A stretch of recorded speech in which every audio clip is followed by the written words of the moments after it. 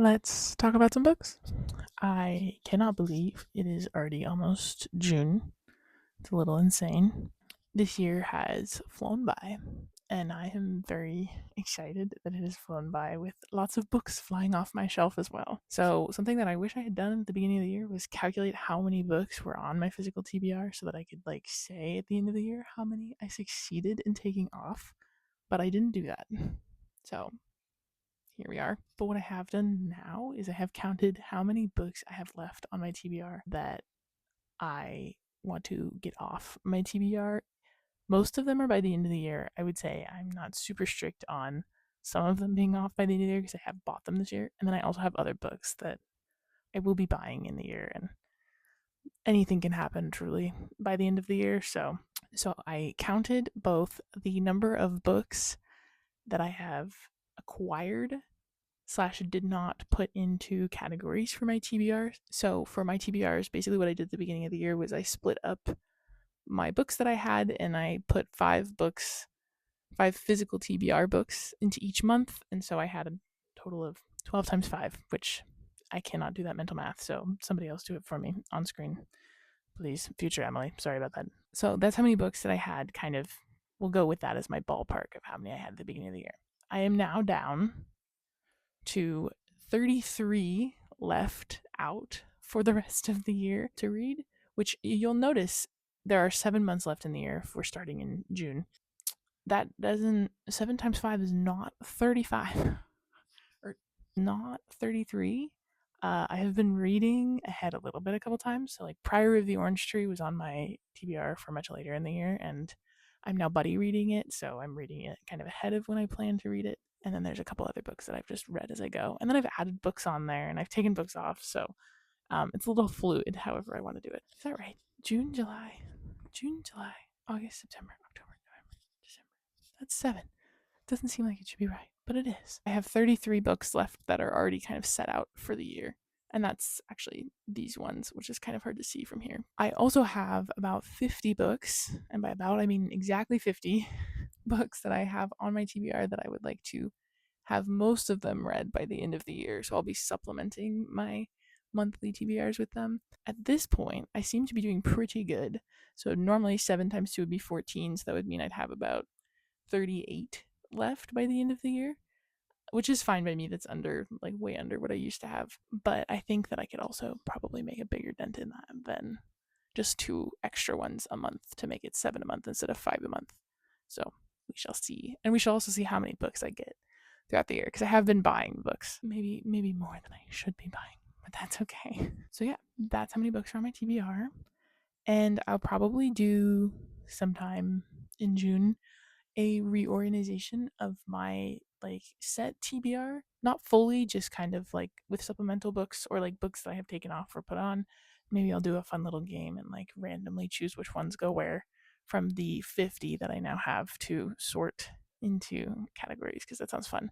But I try not to do more than 5 just because I am a little bit of a mood reader, and so I like to honor that by allowing myself 2 books a month that I just read off of my shelf that sound good at the time. So let's get into the books that I'm going to be reading in June.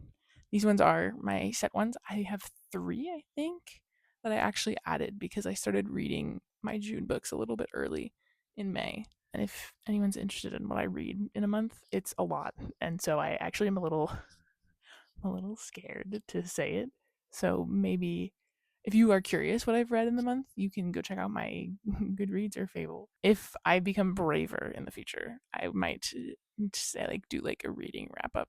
I also don't own a lot of the books that I read in a month, so it's kind of hard for me to be showing you physical things that I've read when I haven't read a lot of things. I probably read about yikes. I probably read about 10 to 13 physical books a month, and then I probably read maybe 3 digital books a month, and then a lot of audiobooks, probably 10 audiobooks a month as well. So, which I know starts to just don't do that math. Just don't think about it. Just don't think about it. Don't think about it. I'm not saying that's how much you need to read. I'm saying that's how much I read just because I enjoy it. There are times where I read slower and there are times where I read faster. Depending on the length of the book, I might read 3 books in one day if I have the time to do so. that's just how it is. But yes, I'm not saying at all that you should be reading that much because I understand it is not feasible for most people. So, the first book on my June TBR, I've almost said May about 15 times, by the way, but we're hopefully not going to do it. The first book on my June TBR is The Cat Who Saved Books by Sosuke Natsukawa. Natsukawa? Yes, Natsukawa. This is a book about a cat who saves books. I almost said a library. I think actually the second book is about a cat who saved the library. That is probably even the title of the book. It's about a teen who inherits a bookshop from his grandfather, and with that bookshop comes a talking cat. And it is just supposed to be whimsical and magical and fun. And it is very, very slim. So it will probably be a good like in-betweener read for me sometime when I'm starting to get a little tired of my larger physical books. So, although I say that, not a lot of these books here are actually all that big. The second book that I will be reading in June, not in any order. I say that as if I'm going to read these in order. The second book that I plan to read in June at some point is Bat Eater and Other Names for Cora Zhang by Kylie Lee Baker. I have actually not heard a lot about this one. I just have seen a lot. It's been recommended to me a lot on Goodreads, and the title was just extremely catching to me. So I picked this one up at the end of April. I was very excited about it. It's about a crime scene cleaner, I believe, and that's you know what? That's all I got. That's all I know. That's how I like it. I like going in a little blind. So yeah, this. Although I went in blind for. Well, let me get it this morning, wanted a quick read, and went in blind for The Baker Student by Osamu Dazai, and it was good. But sometimes going in blind, like, you wonder when the point's gonna hit, like the point of the story, and then the point does hit, and then you read the back, and you're like, oh, if I had read this first, I would just know everything that the book would have been about. It's only 76 pages, so it's really not like that deep. It was maybe something I should have known a little bit about going, but also it's just fun going into it with no idea what you're doing at like 7 in the morning, being like, what am I reading? And then you read it and you're like, ah, yes, another day, another Dazai. I have read most of his books by now that have been translated. I've not read any of his in Japanese, but I have read most of them that have been translated. The only one I think I haven't read so far is No One Knows, which is a collection that I think houses. There's a really famous one that's published. I see the cover at Barnes and Noble all the time, but I think it's in No One Knows, so I will read it in No One Knows. The third book I will be reading at some point in June is one I'm actually very much looking forward to. I've had it for a very long time, and every time I see it, I'm like, why am I not reading this now? But we're finally getting to it. 50 Words for Rain by Asha Lemmy. I hope I said that right.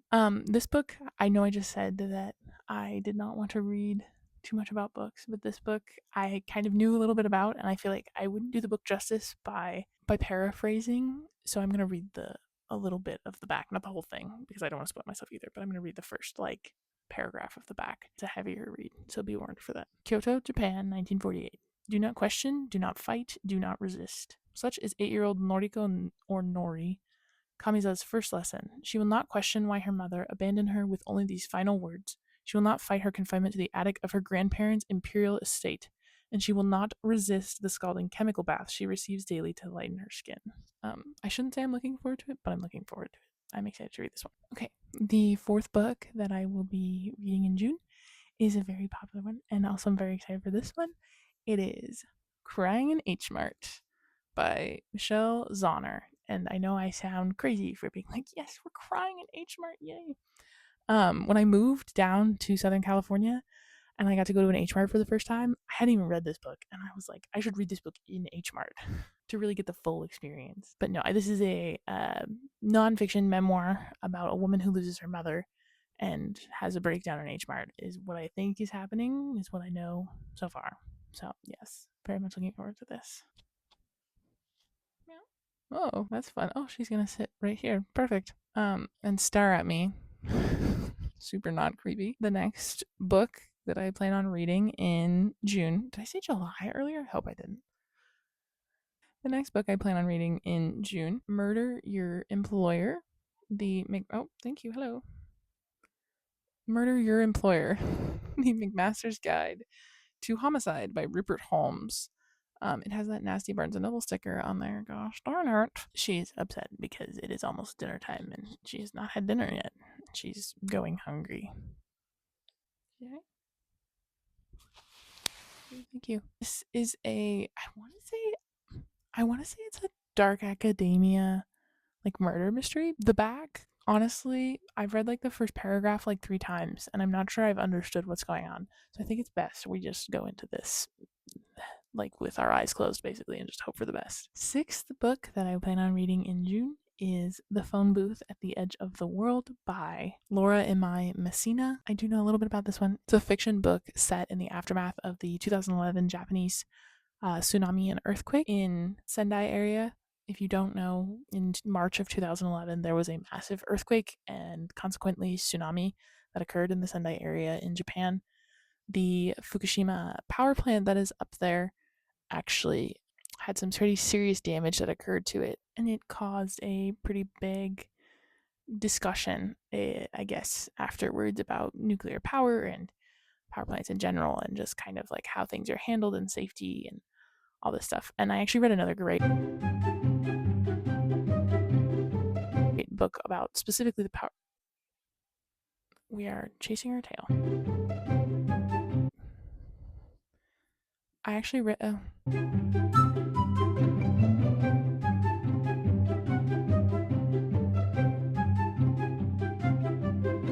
I actually read another great book about just specifically the power plant and both what happened and the aftermath and how they like handled it.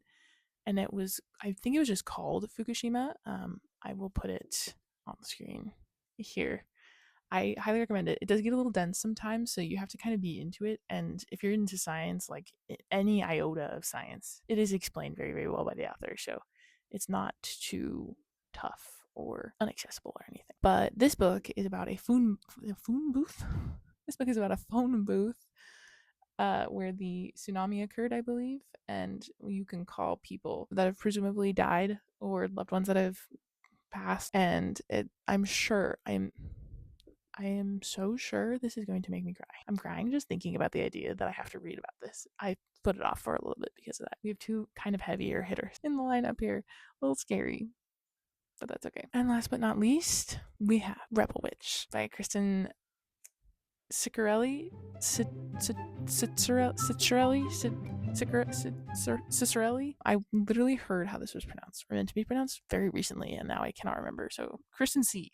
This is the second book in the Heartless Hunter duology. The first book was called The Heartless Hunter in the US, and I believe Rebel Moth in the UK. Crimson Moth. What am I doing? Rebel Witch. What the heck?